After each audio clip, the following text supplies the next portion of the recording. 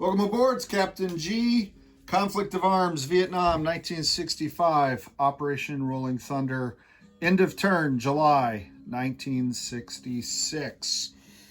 So, we completed all the combat phases, and for non-combat, working in reverse order. And then we play simultaneously in a game. So, the VC... leveraging this trail, which now that we have the +1, the greens in the income, they can also use that similar to a railroad to move units, and they can use rivers to move units like railroads. So they brought a couple infantry down to here to consolidate in this territory, and that was basically all they could do. Drive what supplies they could and what infantry they could down into the south and pull them out of Kep. The South Vietnamese pulled these guys west of Saigon into the capital. Most of their forces had participated in combat. They did pull the APC out of this artillery fire base with an infantry and a supply, and moved them up here to be able to counterattack if the NVA came down. And then they pulled forces out of the border tile using the APC to move the AA gun and additional infantry, and then the one ranger that was already there, as opposed to the ranger who came from Laos, came down to reinforce Hue because of the threat that both the NVA and the VC pose. For the U.S., again, the U.S. predominantly had moved most of their forces in combat. So in non-combat, they moved the Marine. They chose not to move up here adjacent, but down here to try to pull back into Saigon. They landed all their combat aircraft, landing 2 thuds in Saigon, Sky Raider here in Nha Trang. They moved the transport helicopter here to be with the ROC Marines in case they needed to reinforce somewhere during non-combat, and because they can't be hit combat-wise by anyone.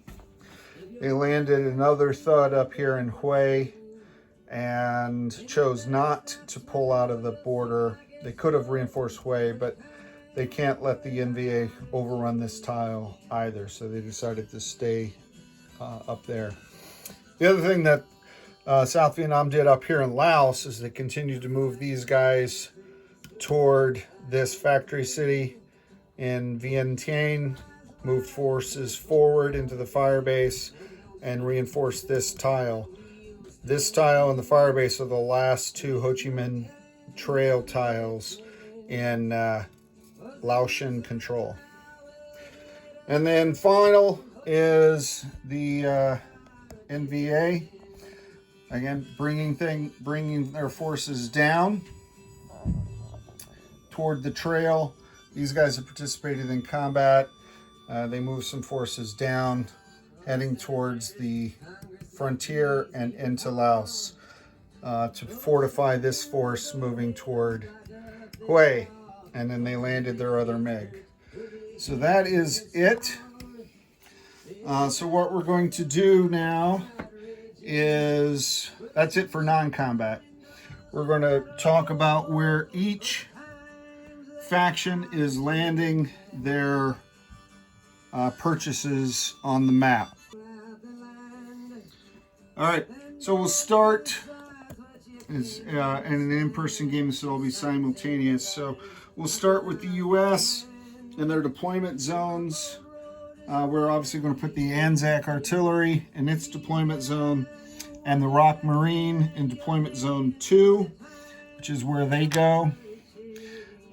This air cav and 1 infantry are going to go to deployment zone 3. So I'll back you up a little bit here. So 3 is this one that can send forces to Nha Trang or Saigon. So the Air Cav Squadron and one U.S. infantry. The other U.S. infantry is going up to Deployment Zone 1 across from Hue to deal with the threat now in the north. And then they have 3 supply, and they're going a supply in Deployment Zone 4, a supply in Deployment Zone 2 with the Rock Marine, and in Deployment Zone 1 with the U.S. infantry. So that's where the U.S. reinforcements go. As for there's no great place to put it. I can either put you far away so you can see everything, but tiny, or up close. I had placed the wrong sculpt because I wrote down helicopter, but the Arvin wanted to buy a transport helicopter. So that is going up here, and the intent being he can fly back and forth every turn and shuttle supplies and purchases down to the south. The other 2 infantry and the infantry and the other 2 supply are going into the other factory in Valentine. These 3 Arvin infantry are going into Hue. So I'll put 2 of them here in Hue. It can produce 2. So 2 infantry in Hue. And then 1 infantry in Saigon. Again, to reinforce the capital district, where you can see the U.S. brought in their artillery and other forces that were already in the deployment zone from last turn. VC. So the VC, let's just bring the reinforcement tile forward. The VC, there you go. They have, let me get these off. They have 3 rat tunnels. So they're going to put 2 of them out here in the Mekong Delta. And Gang is 1, and Kien Gang is the 2nd. It's got to be a tile they control and that has infantry in it. The 3rd tile will be Kam Tum here, where they have an infantry. They also have 2 sappers, 2 infantry, and 1 supply. So the supply will go in this Cambodian tile as far forward as they can place it. Their sappers are going into Perry Ving and South Man. So Perry Ving and South Mondulok. And the 2 infantry are going into Candle and Kampot. And they're going to roll. They're going to roll for recruitment at the end. Okay, so we'll do that at the end when we collect income and everything else. All right, taking these all off because we're going to place their income as well. All right. Oh, the other thing that that the VC get from, can you see this way at the top? No, you're facing down. I forgot their Soviet and their Chinese. So because of their influence level with China, which is now up to 3, they placed 2 infantry and 1 supply in the port of Kep in Cambodia. Much closer to the front. Very impactful for them. And then from the Soviets, 1, 2, 3, they get 3 CP. Let's go ahead and roll that 5 now. Let's knock that out and see if they get a place that infantry. 1, they do. They get a place that infantry, and they're going to place him here in Kam Tum. Oh, no. Let's put him down here where we lost the infantry forward. Okay. So that takes care of them. Put this back for next time. Right now they have 5, we'll see. All right, so last but not least are the North Vietnamese. Now they do have the link, this Chinese volunteer, between Vinh and Retten Kiri. All that's communist control, so they're going to get their Chinese volunteer infantry up here in Dien Bien. They're going to get a MiG. They're going to put the MiG in Hanoi. No, in Hanoi they can produce 2 units. So they're going to put the MiG in Haiphong.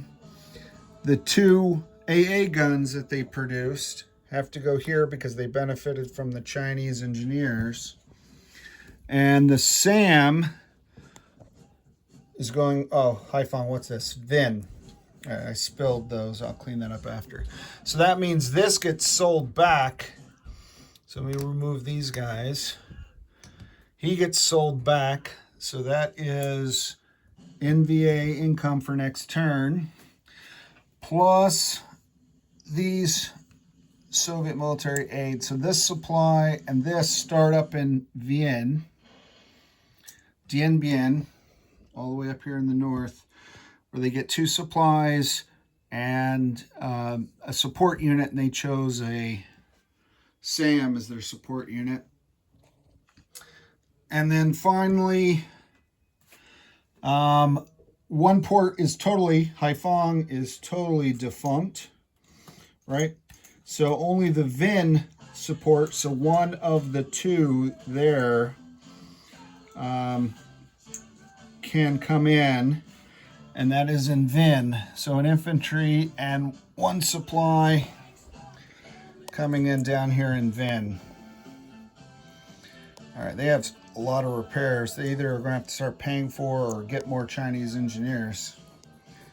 So they got 3 MiGs here at the air base. All right, so let's collect income. We'll start with the U.S. The U.S. is at, I'll do it this way so you can see the income. The U.S. is at 26. So I'm going to place that on the U.S. marker. South Vietnam is on 11, and with 9 from Laos, that is 20. 20 for the combined total. The VC is sitting here at 12, but they have 1 strategic bombing, so they only get 11 to go with the money the Soviets sent them. And then the North Vietnamese are at 15, but they also owe 1 for strategic bombing, and they'll use one of the dollars, one of the CP that the Soviets gave them. Once it's in their pocket, it doesn't matter. And then don't forget the 6 bonus that the communists get now because we're on the green tiles. The green tiles are active, so that goes to the VC as well. So they are far outproducing economically the NVA, which is, I think, fascinating. All right, so these come off. We're going to have to re-roll for that on our next turn, which will be January of 1967. We've completed 2 years, starting from the beginning of the game. This looks very different than the starting places and forces that you get if you start with the Tet Offensive in 68. But you know, that's to be expected, right? Every game is different. Very exciting. So thanks for tuning in. I'll see you in January of 1967. This is Captain G. Over and out.